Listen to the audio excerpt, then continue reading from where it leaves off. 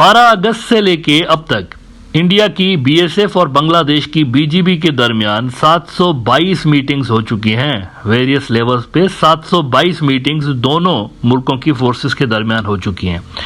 अब इतने छोटे अरसे के अंदर इतनी ज़्यादा मीटिंग्स आपको जाहिर कर रही हैं कि कितनी ज़्यादा पैनिक है, कितनी ज़्यादा अफरा तफरी है और कितना ज़्यादा कंसर्न है इंडिया के अंदर। बांग्लादेश में ये जो सूरत हाल तब्दील हुई है, इस तब्दील शुदा सूरत हाल ने इंडियन फोर्सेस की रातों की नींदें हराम करके रखी हुई हैं। आज भी बीएसएफ ने रिक्वेस्ट की है बीजीबी को कि महाराज आप एक काम करिए, कृपया अपने मुल्क से होने वाली इन्फिल्ट्रेशन रोकिए। अब खैर ये तो नया दावा तो नहीं है, इस तरह के जो दावे हैं वो इंडिया की फोर्सेस पहले भी करती रही हैं कि हमारी तरफ बहुत ज़्यादा इन्फिल्ट्रेशन हो रही है, लेकिन प्राइमरली अगर देखा जाए तो ये किसका काम है? इंडिया के अंदर होने वाली इन्फिल्ट्रेशन को रोकना बीएसएफ का खुद का काम है ना, असल में तो उनकी ड्यूटी है ये। डेक्कन हेराल्ड ने लिखा है कि BSF asks it's Bangladesh counter part two prevent infiltration into India. अच्छा, ये जो इतनी ज़्यादा अनारकी और अफरा तफरी है, ये क्यों है? मतलब इंडिया में इतना ज़्यादा खौफ क्यों है? खौफ है, लिटरली मैं आपको बता रहा हूँ, खौफ है। वहाँ के जो डिफेंस एक्सपर्ट्स हैं ना, उनको अगर आप सुनेंगे तो उनकी बातों में आपको खौफ नज़र आता है कि ये हो क्या गया है। एक अर्थक्वेक बोल रहे हैं कि आ गया है यहाँ पे। साउथ एशिया की जियोपॉलिटिक्स में अर्थक्वेक आ गया है। Major general GD Bakshi top के इंडिया के मिलिट्री ऑफिशियल रह चुके हैं और इस वक्त इंडिया के जो सबसे बड़े डिफेंस एक्सपर्ट्स हैं उनमें से एक हैं। इनको मैं अक्सर एंग्री ओल्ड मैन कहता रहता हूँ, ये गुस्से में बहुत होते हैं। जीडी बख्शी साहब ने कहा है कि ये जो कुछ भी हुआ है ना रीजन के अंदर, पहले हमने 1971 में 1971 में स्ट्रेटेजिक रीस्ट्रक्चरिंग कर दी थी। यानी जब पहले इंडिया और पाकिस्तान अलग हुए थे तो नक्शा कुछ इस तरह का था कि इंडिया के ऊपर हमेशा तलवार लटकती रहती थी नॉर्थ ईस्ट को लेकर। यानी वहां पर देखें बांग्लादेश उसके सामने है ना, बिल्कुल सिलीगुड़ी कॉरिडोर के, तो हमेशा डर लगा रहता था कि कहीं ये पाकिस्तानी फोर्सेज अंदर घुस के आ जाएं और सिलीगुड़ी को ब्लॉक ना कर दें और नॉर्थ ईस्ट का वो जो दूसरा इलाका है उसको वो अलग ना कर दें इंडिया से। लेकिन वो कहते हैं 1971 में हमने स्ट्रेटेजिक रीस्ट्रक्चरिंग की थी। लेकिन अब ये हुआ है कि भूचाल आ गया है। साउथ एशिया की जो जियोपॉलिटिक्स है उसके अंदर जीडी बख्शी कहता है कि भूचाल आ गया और इस भूचाल के नतीजे में दोबारा से रिस्ट्रक्चरिंग हो गई है और इस मर्तबा वो हमारी फेवर में नहीं है। वो मतलब पाकिस्तान की फेवर में है, हमारी फेवर में नहीं है। और ये जो कुछ भी हुआ है ये चाइना, पाकिस्तान और अमेरिका ने मिलकर करवाया। उन्होंने बल्कि नाम भी लिया कि पाकिस्तान का जो मिलिट्री चीफ है वो गया था अमेरिका और विक्टोरिया नोलैंड से वहां पर मिला और वहां पर ये जो मुलाकात इनकी हुई थी बड़ी मशकूक थी। इस तरह की बातें उन्होंने की हैं। अब ये जो सारी बातें हैं ना नाजरीन, इसमें सच क्या है झूठ क्या है इसमें मुझे बताने की ज़रूरत नहीं है, क्योंकि देखें खुद शेख हसीना साहबा ये कन्फेस नहीं कर रहे हैं अभी तक कि उनको अमेरिका ने निकाला है। कि उनका झूठा बयान आया, उनकी तरफ से मंसूब किया गया कि मुझे अमेरिका ने निकाला, लेकिन बाद में खुद ही उन्होंने डिनाई कर दिया कि नहीं, ये मैंने नहीं कहा।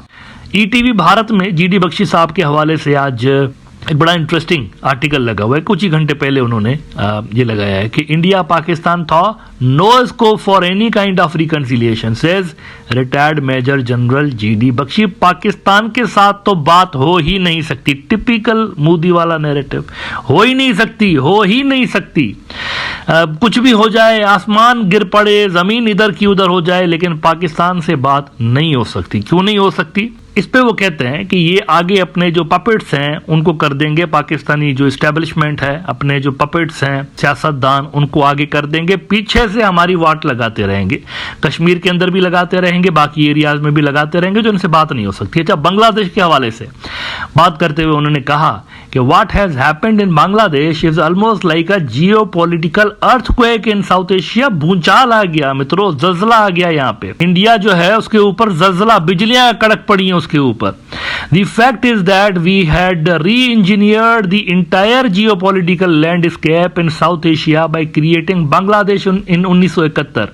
शेख मुजीबुर रहमान की जो मूवमेंट थी उसने तो हमारे लिए बहुत ही ज्यादा फायदा पैदा कर दिया। हमने तो यहां पर रीस्ट्रक्चर कर दिया, पूरा का पूरा जियोपॉलिटिकल मैप ही हमने 1971 में तब्दील करके रख दिया था। It was a massive victory for India. It has emerged as the preeminent power in South Asia. इस वाक्य के बाद इंडिया की बल्ले बल्ले हो गई, अनडिस्प्यूटेड किंग बन गया इंडिया साउथ एशिया का। और आगे कहते हैं मौसूफ के the Americans and the Pakistanis have joined hands to try and undo their preeminence and create very grave security challenges for India in the neighbourhood. और वो कहते हैं पाकिस्तानी तो मतलब आसमानों में झूल रहे थे, वो खुश थे बड़ा, ये जब वाकया हुआ है वहां पर वो तो बहुत ही खुश हैं।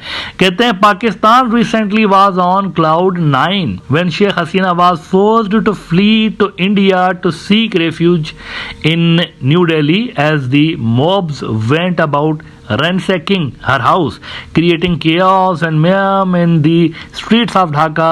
The simple fact is that Pakistan has been growing, that it has undone the strategic restructuring of the subcontinent of Southeast Asia that was affected by India in 1971 by breaking Pakistan into two, creating a new nation state with the force of arms and forming Bangladesh, a new republic on the face of this earth. The same cast of characters that were trying to oppose the birth of Bangladesh has once again come together to try and turn the clock back. Pakistan, the US, and hovering malevolently on the margins इस China. अब बख्शी साहब परेशान है कि ये क्या हो गया है, यानी हमने एक इतना बड़ा मतलब यहाँ पर एक तारीखी इनकलाब लेकर आए थे और उसके बाद हमारी वाह वाह हो गई थी, हम साउथ एशिया के बिग ब्रदर बन गए।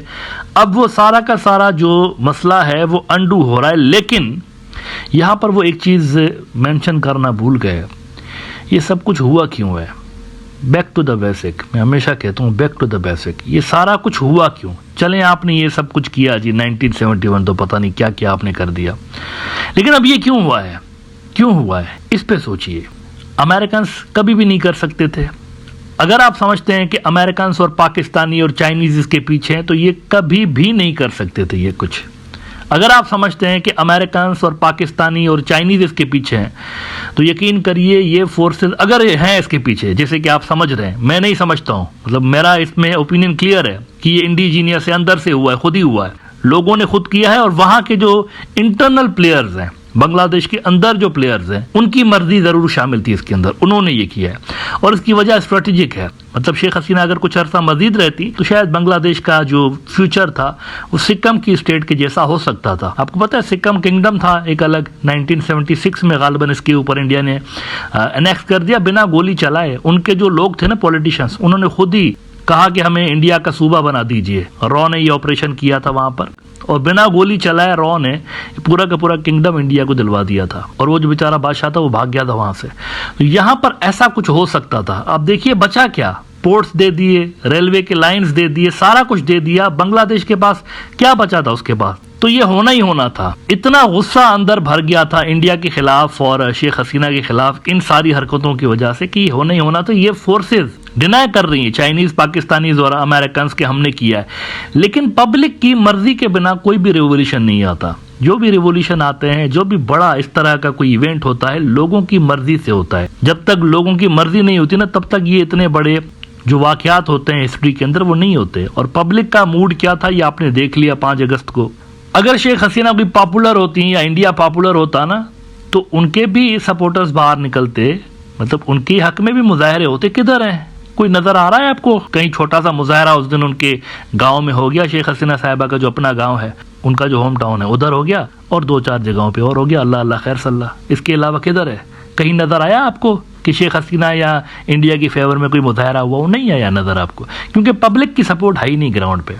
लिहाजा मेरे ख्याल से ये बातें सारी सही हैं कि बहुत बड़ा जियोपॉलिटिकल अर्थक्वेक आ गया है और वहां पर री इंजीनियर हो गया पूरा का पूरा साउथ एशिया, और यहाँ पर गेम ही यहाँ पर उलट पुलट हो गया। लेकिन इसमें इंडिया कैसे माइनस हुआ है ये इंडिया को खुद को सोचना पड़ेगा कि हमारी क्या क्या ऐसी हरकतें हैं जिन्होंने पूरे रीजन को हमारे खिलाफ एक तरह से बागी बना दिया। ये इंडिया को सोचना पड़ेगा, बजाय दूसरों पे इल्जाम लगाने के। पहले अगर अपने आप को स्टडी कर लिया जाए तो वो बेहतर है।